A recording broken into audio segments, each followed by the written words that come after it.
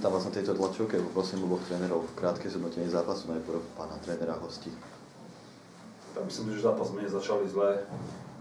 Tretí sa nám podarilo dať prvý gól. Radši dodržovali obranný systém.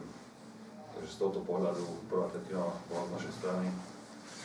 Podľa toho, ako sme predpokladali, alebo čo sme chceli hrať. V druhej tretine do 26. minúty bol pomer strel 9-1 pre nás, mali sme ako presilovú hru. Mali sme nejaké šance, ale bohužiaľ tie šance sa nám nepodarilo premeniť.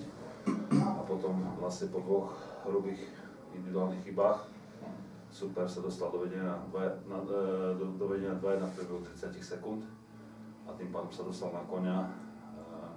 Niektorí hráči kopili individuálne chyby. V poslednej tretine sme museli zredukovať zostavu a dá sa povedať, že až do samého záveru to bolo vyrovnané.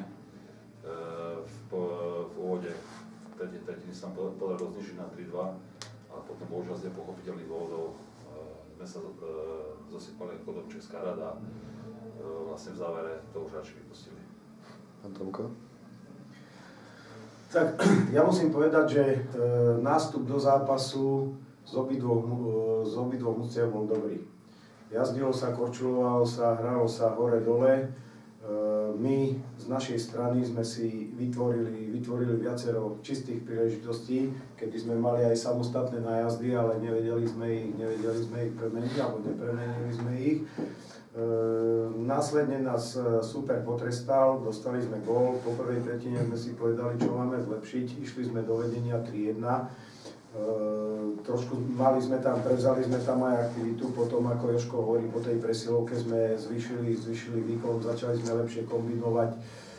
Super nás čakal v strednom pásme, dokázali sme streliť 2 góly, ale opäť, namiesto toho, aby sme pokračovali v tom tempe a v tej hre, čo sme mali, urobili sme chybu individuálnu za bránou, super ľahko skoroval do prázdnej brány, dal kontaktný gól, no a jasne prišla trošku nervozita, ale zvýšeným úsilím sme pridali góly a myslím si, že v závere to už bola taká exhibícia z našej strany, kedy padli góly.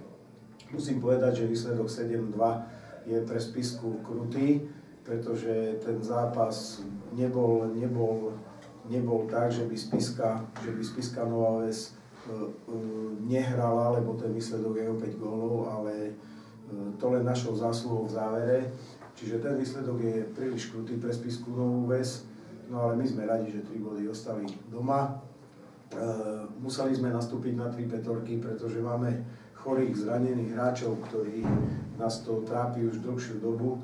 Takže pred playoffom nie som veľmi rád, že nehráme na 4 lajny, chýbajú nám títo hráči, dávajú sa pomaly dokopy a niekedy začiatkom februára začnú trénovať, možno aj začnú hrať, takže uvidíme, ako to bude ďalej.